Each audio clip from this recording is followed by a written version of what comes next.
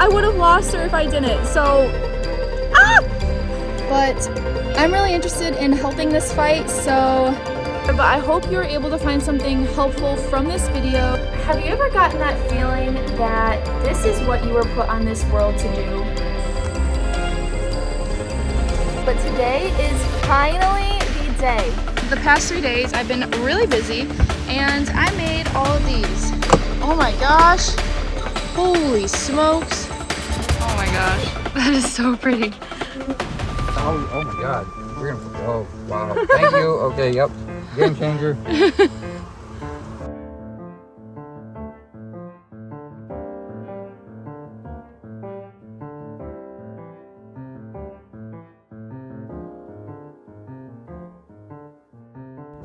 I cannot believe we are finally here, and what a year it has been. Like, seriously, oh my gosh.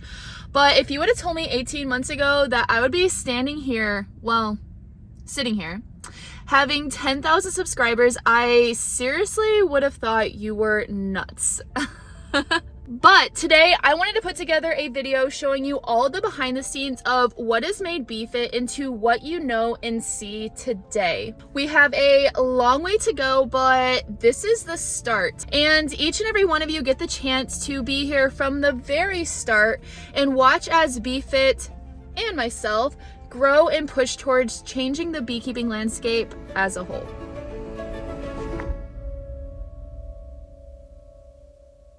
Bee survivor. Yeah, bee survivor. I want to give them natural conditions. Like, outside they're in a box, so you can't change they're in a box because the law says that you can't have you have to have removable. Yeah. So I started beekeeping 4 years ago. It was definitely not something that was planned. I see a lot of people usually tend to plan it out, and maybe that's the best way to go about it, but I kind of fell into it. So I had a friend whose dad had some apple trees that he really needed pollinated because they just were not producing throughout the years. So he bought some beehives and he went in with another beekeeper on it, and all of a sudden the beekeeper decided to just drop out and was like, hey, I don't want to do it. So he was left with these empty hives with no bees and didn't really know what to do with them. So he was like, here, put bees in them and they're yours. So that is exactly what I ended up doing. Honestly, I literally just looked up how to get bees shipped to your door. Definitely not the way you should go about it, but luckily it worked out in my favor. I got bees from Mountain Sweet Honey in Georgia, packaged bees that were shipped right to my door. 2 packages that I dropped into one hive and then another one that I dropped into the other hive, and then I literally just closed them up and did not check on them again for, it had to at least been like two and a half months. I didn't check on him again until August, when that same parent was like, hey, have you seen your hives lately? There are bees literally coating the entire outside of your hive up to the second box. They're going to swarm if you don't do something about it. So as a new beekeeper, I was like, oh my God, I don't want them to swarm. You're right. Like, I need to go check them. So I looked up how to do a split, and was like, okay, this is gonna be super easy. I'm just gonna take one box, move it over to the other side, and then keep the one box there, and we're gonna be a-okay. They're gonna make their own queen, and we're just gonna do a walkaway split. Well, again, this is August in Michigan. Now granted, it was like the first or second week of August, so that worked out in my favor a little bit. But okay, so having not checked on my bees at all summer long, I go out there in a cheap bee suit that I got off of Amazon, which I would not suggest doing because bees can sting through those suits. You definitely need to invest in a good suit. Because I went out there and the bees were already up to the second box that day. It was a warm day, and literally as I started going into the hive, the hive progressively started getting more and more aggressive, and there was a couple moments when like the buzzing got really obnoxious, which now, like looking back, it probably wasn't that obnoxious, but as a new beekeeper it felt like a lot, and it can be really stressful going into a hive for the first time, like hearing the bees buzz and just having them all like fly around you and whatnot. But I was like, okay, I'm gonna step back for a second, let them chill out a little bit, and that's gonna help. Also, don't ever do that because that gave them enough time for the pheromones that they were releasing, their alarm pheromones, to then spread out across the whole entire area. So by the time I came back, the whole entire hive had turned on me, and I still hadn't gotten that box off yet to do the split. I had a couple friends with me. They were chasing us all over the field. They chased us. It had at least been a third of a mile back to the house, like through the woods. They were not happy. I ended up having a friend go out there, and I was like, hey, can you please just like move the box over to the other side? I can't pick it up because it's so heavy, because there was also a lot of honey in it. So he went out and did that, and literally that was that. I was like, okay, we all got stung like 30 times that day. I got stung in the eye, and I was honestly extremely embarrassed about it, because I had gone out there thinking, okay, the bees are going to be cool, they're going to be chill. I've watched all these videos and people don't wear suits, like bees are fine. Until this happened, and I was like, oh my gosh, okay, I clearly don't know anything about bees or anything about what I'm doing, and I can't just wing this like I have been. I actually need to put some effort into this. So that was honestly like the changing moment in my beekeeping journey, that I then started just devouring as much information as I possibly could. I was working a job at the time where I could listen to hours and hours of podcasts every day. So literally for like a month straight, I just listened to nothing but beekeeping stuff, like scientific beekeeping stuff, just constantly, until I had a general like knowledge and basis of bees and beekeeping as a whole. But then as I continued to do this, like I went through my first winter, of course, as a new beekeeper. I put it off until all of a sudden it's starting to get cold, and I'm like, oh my gosh, I should probably do something about the bees. So I devoured as much information as I could and was like, okay, we're just going to put a little piece of insulation foam out there. Because I watched a really good video by a guy that was explaining it very well, in that insulation foam is what we use to insulate our houses, so why don't we use that for bees in our beehives as well? Because beehives are essentially kind of like a home. You're trying to keep out moisture, you're trying to just keep the heat on the inside instead of clashing with the cold on the outside. So it's like, okay, if they die, they die. I'm just going to wing it and throw this on there and hope for the best. I had also came across a lot of videos saying like you need to feed, and so I was like, okay, I'm going to put a quart jar of sugar water out there. Not really sure what that did looking back, because I only did it twice, because I was like, oh, this will last me 2 weeks. Yeah, it lasted a day. When you're feeding bees, you definitely need to be feeding at a high velocity. That's what I always say. Otherwise they just use it as food and they don't store it. But luckily everything was okay. I came out of the first winter with my bees. Not a single one died, which made me absolutely ecstatic. And of course I was nervous, so like every month or two I would go out there, I'd knock on the hive and be like, oh, are they still in there? I can't hear anything. And they'd like come out the bottom and be like, what are you doing, woman? Why are you knocking on our hive? We are trying to just conserve energy and keep warm. But anyways, they made it through. That next year I only expanded to one more hive, so I had 3. And I tried to just get out there in a general routine and be out there at least once a week. That is something I really recommend if you are a new beekeeper, to do that. Just so you get that hands-on experience, because in all honesty, it doesn't matter what videos you watch. You only learn best when you're in your hive hands-on, and that is generally what I tell a lot of beekeepers when they ask me, oh hey, how'd you learn everything that you know? Yes, I researched a lot, but honestly the bees taught me about them. They showed me how they want to be worked, how they want to be managed, what they like, what they don't like, what to do, timing, all of that. They showed me themselves. So beekeeping as a whole is one of those things that if you just stick to it year after year, no matter if you lose your bees or if you're failing or they're not doing well, if you stick with it and keep putting in effort, you're eventually going to gain enough experience that you're going to become a beehaver or a beekeeper and not a beehaver, which is the goal that all of us have. But then going into my 3rd year, this is when I was like, okay, we are going to push it as hard as we can. I came out of the winter with all 3 of my hives. So I had that like beginner's luck and kind of like that beginner's cockiness of like, I am an awesome beekeeper because I have never lost a hive. Yeah.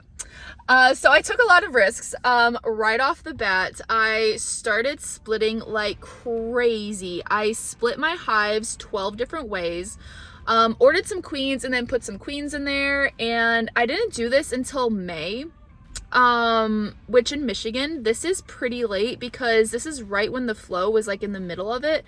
So they got to build up, yes, but not as good as they probably potentially could. And then one of the other things, like looking back, when I made all those splits, there were queen cells in the hive that were capped, and I was like, oh hey, perfect, I'll just make some extra splits and I will put those queen cells in hives and break them up, and I'll just leave the queen in the hive, the original queen in the hive, and just leave her to do her thing, since I took all these queen cells away. And I was like, okay, they're probably not going to swarm them. Well, then I came back a couple weeks later to find each of those hives were queenless and did not have any brood because I took all of their brood away. The reason for this is that once you see queen cells and the moment they are capped, that queen is getting ready and she is about to book it out of there and go make somewhere else her new home. It doesn't matter what you take out of the hive, she is leaving no matter what. So what I should have done is I should have moved her into one of my splits and let them keep one of the queen cells. But it is what it is. It ended up working out. I gave them some milk brood so they can make a new queen and all of that, but it did send them back for the year. But last year, honestly, I made probably the most amount of mistakes I've ever made in beekeeping, but that is where I learned the absolute most. Now, I will admit, I definitely was what's the word?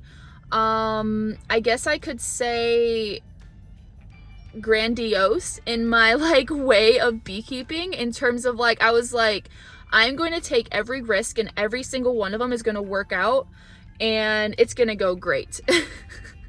Which is a good mindset to go into like different challenges and whatnot. But like I said, it taught me a lot. But through it all, beekeeping has truly been this saving grace, I would say, in my life. So like, I was an only child growing up, and because of that, I grew up like fairly alone, not really having much to do. I always had to occupy myself, and then my parents always worked full time, so I didn't really get to see them much. And one of the things that I always thought and saw is like, I saw my parents get up every single day, go to work, come home, watch TV, eat dinner, and that was just like their normal like autopilot repeat. And I just remember thinking like, I don't want this lifestyle. I want to create something completely different on the completely opposite spectrum. So that is part of the reason why I pursued running so much. I was a track and field athlete. After high school, I went to college at Ferris State and ran track and field there, and then decided to leave there, come back to a community college, and run unattached and pursue professional running. So I did that for around like 6 or 7 years. Did really good, was able to drop my time down to a 206.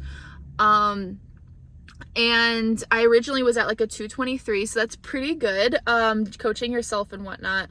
But during that time, I still always like generally felt very kind of like lost, and was just kind of like shouting out into the universe like, hey, please show me, please drop the thing into my lap of what you want me to do, and what direction you want me to like pursue with my life. Like I said, I never wanted to live kind of like a conventional lifestyle, I guess you could say, where you just do the same old thing. And I never expected beekeeping to be that thing that would really light my soul on fire.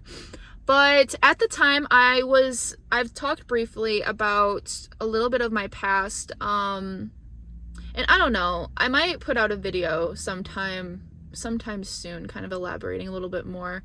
I've came across some old content that I made last year that I did not have the balls to post, so maybe I'll post it. But anyways, so I was in a very toxic relationship for the last 8 years. I left him a little bit over a year ago.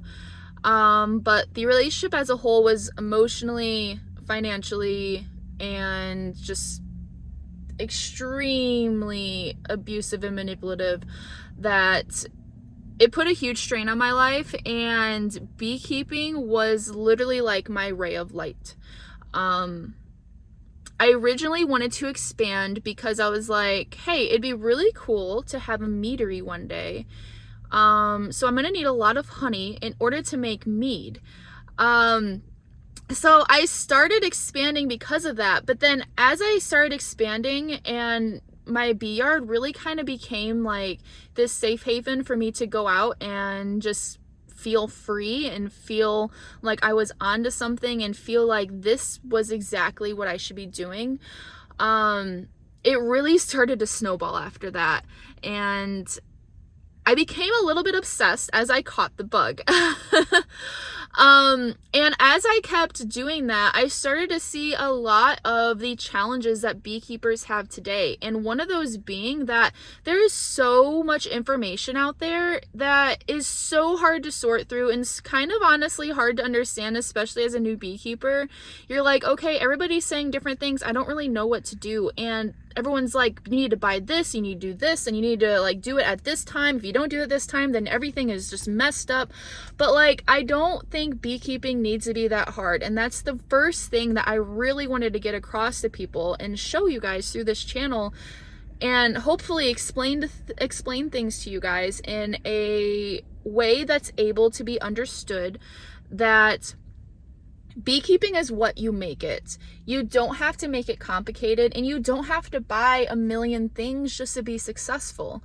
That if you just are patient with yourself and you listen to the bees, watch the bees, and work the bees, again, they will show you what they want and what they need you to do. So I kind of got off on a little bit of a tangent, but so that is originally why I even started this channel. So I tried doing a YouTube channel, if you go back all the way back to the very beginning, about like my running.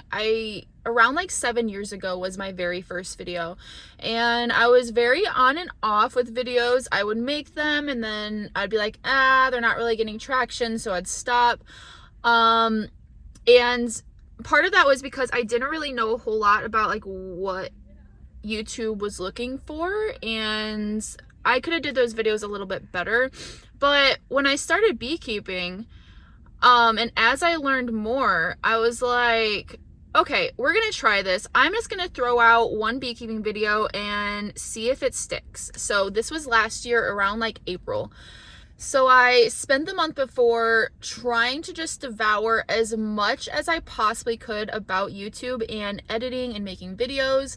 I had taken a class by Casey Neistat on how to edit videos, which definitely helped a lot. And I remember like I would go through different videos on YouTube, and like with a notebook and like pencil, I would literally like write down, okay, how many times did they cut? What effects did they put in? What sound effects? Like all these things.